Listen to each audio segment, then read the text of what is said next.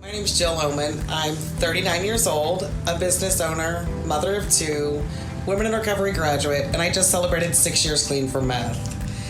I'm not your typical addict. I grew up in a really loving home. I had great parents. I went to a great school. I participated in cheerleading and softball. I had tons of friends. And then I entered my teenage years and the partying began. It started out as a good time until it wasn't. I started experimenting with drugs. First marijuana, alcohol, pills, and then came meth. And that's when my life really started to go downhill. I got in my first abusive relationship when I was really young. I ended up giving birth to my son. I had tons of trauma and unresolved issues from this relationship and this new wild life that I had so quickly entered. And I ended up going back to something that seemed familiar, which was meth. I was running with the wrong crowd, doing all the wrong things, and I ended up getting in some legal trouble and going to prison. I served 1.5 years in prison.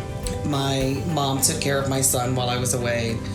I got out of prison. Within a few months later, I was back on meth again and in rehab in just a couple months. Nothing had changed. I just had new friends at this point. This cycle went on, off and on for 15 years.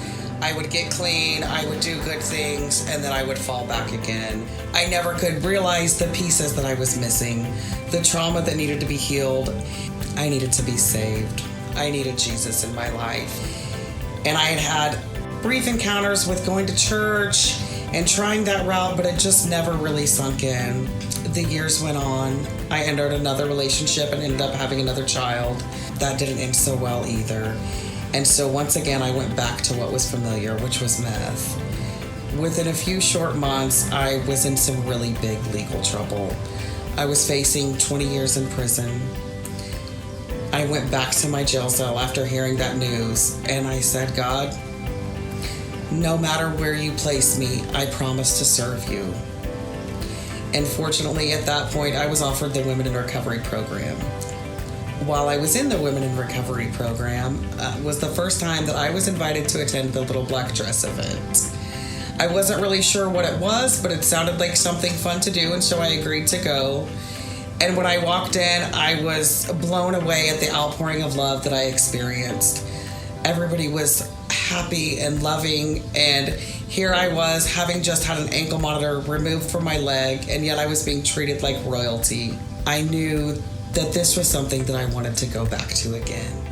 So I attended the Little Black Dress event for the next 2 years and then decided that it was time to give back.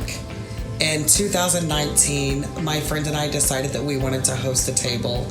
And it was such a beautiful experience to be on the other side of that table, being the one showing love and leading the other women and just sharing our stories with them and letting them feel the love that I felt the first time that I walked through those doors at the Little Black Dress event. Once I began serving the Little Black Dress community, it held a special place in my heart. And it wasn't just a once-a-year event. It was something that I thought about all year long, that I shared my experiences with everybody that I encountered. I keep my pictures on my mirror in my salon that were taken at the Little Black Dress event. And I love using those pictures as an opportunity to strike up a conversation to tell more women about this event.